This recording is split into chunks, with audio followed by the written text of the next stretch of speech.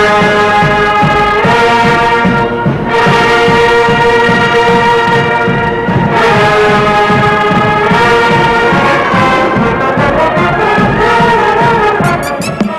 morning mga igan, good morning mga ladies. Good morning. Alam niyo ba na ikatlong araw na po ng summer month of May, buwan ng mga piyesta. Martes na po, kaya pa sa walang kasing sayang hirit ngayong tag-init.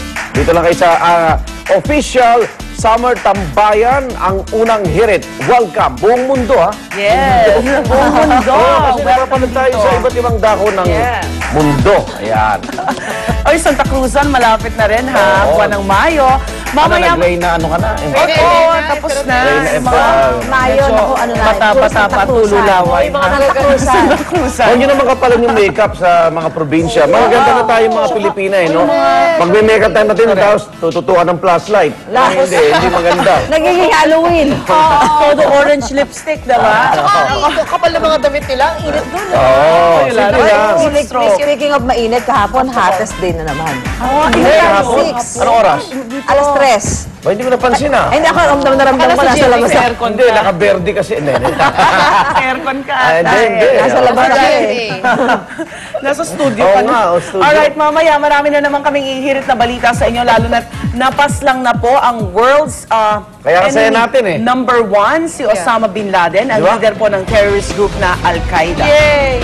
At kung ano po ang implikasyon nito sa ating seguridad dito sa Pilipinas at maging ang ating mga kababayan abroad, aba, malalaman nyo mamaya. Ayan. Pero bago yan, ito muna ang patikim ng ating mga summer gimmick.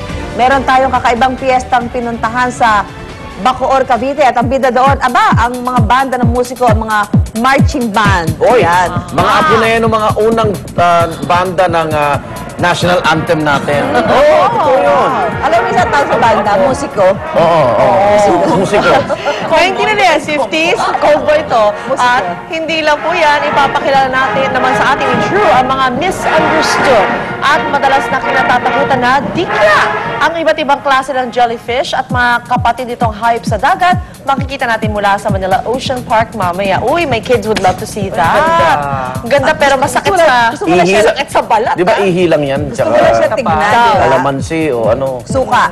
Suka. Yeah, effective. Pero kung pwede, huwag ka na makagat. Ang Iwasan galing, mo ano? lang. Minsan kasi sa beach, pagpasok mo, biglang, sakit. Ayan, mga dikya. Wow. Dikya. Ganda. Simulan natin ang hiritan ngayong umaga. Narito na ang mga balitang dapat yung malaman sa ating top hirit.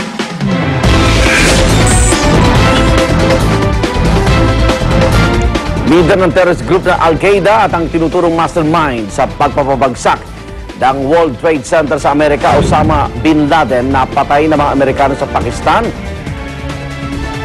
Pinagbabala naman sa mga revenge attack o yung sympathy attack ng mga kaalyado ni Bin Laden.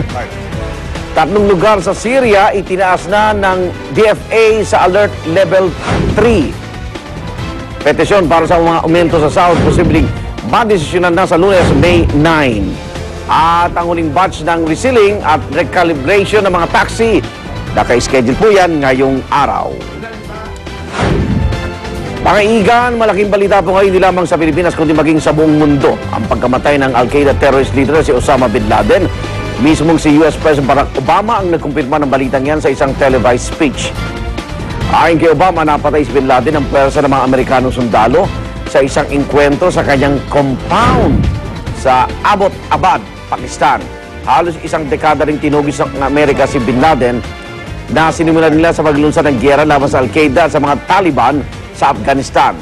At noong nakaraang Agosto, nagkaroon ng lead ang US military intelligence sa kanyang lokasyon. Napasakamay daw ng mga Amerikano ang bangkay ni Bin Laden pero agad daw itong nilibing sa dagat bago mag-24 oras bilang pagtupad sa tradisyon ng mga Muslim. Ang pinakauli po, nag-match na yung DNA testing. Kanina na madaling araw, si Bin Laden ang patay. Kumpirmado. Wala na yung duda na baka hindi naman totoo yun. Kasi wala daw picture, walang pruweba. Yes. Nakilala po si Bin Laden bilang isa sa mga pasimuno ng pag-atake sa World Trade Center Twin Towers noong September 11, 2001 na sinundan ng pag-atake sa Pentagon, headquarters ng US military. Iniuugnay din ng Amerika si Bin Laden at ang Al-Qaeda network sa pagpapasabog sa isang bahagi ng World Trade Center sa New York noong 1993.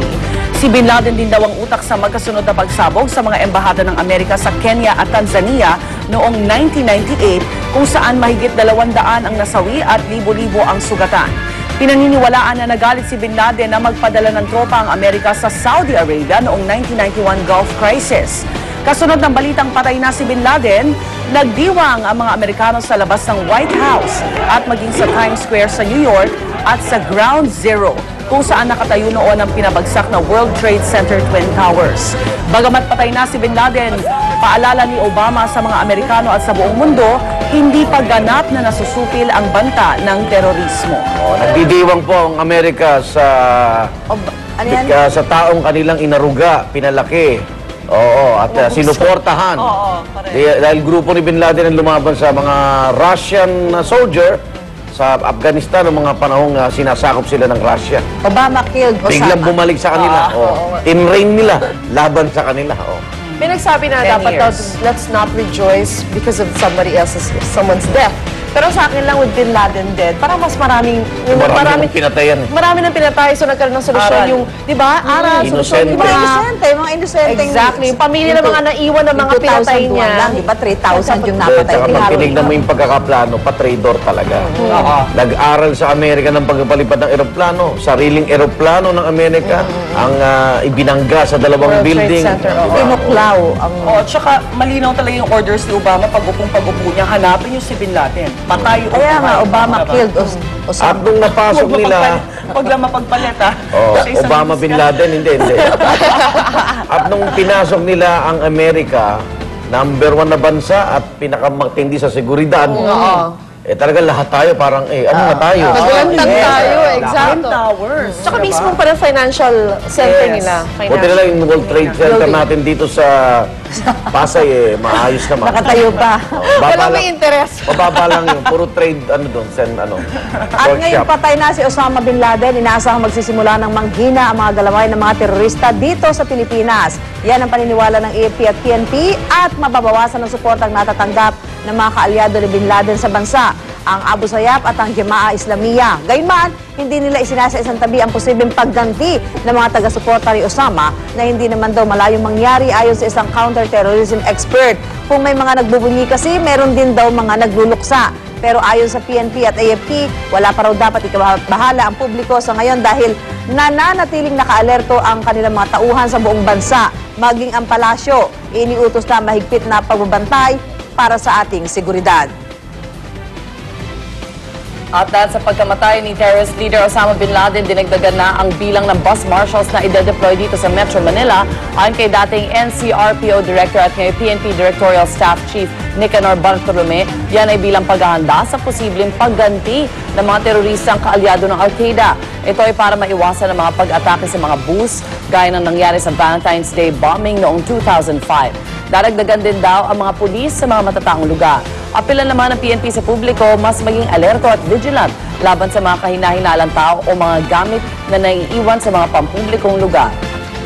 Samantala, dahil sa mas lumalalang sitwasyon sa Syria, itinaas na po ng DFA sa Alert Level 3 ang 3 lugar doon.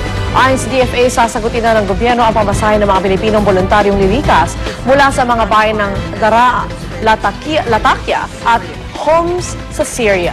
Bunsod ng panibagong development na ito, nakikipag-ugnayan na ang Philippine Embassy sa Damascus, Syria sa mga Pilipinong nagpaabot na ng intensyon lumikas. Pero nilinaw ng gobyerno ang mga Pinoy na mula sa 3 lugar lamang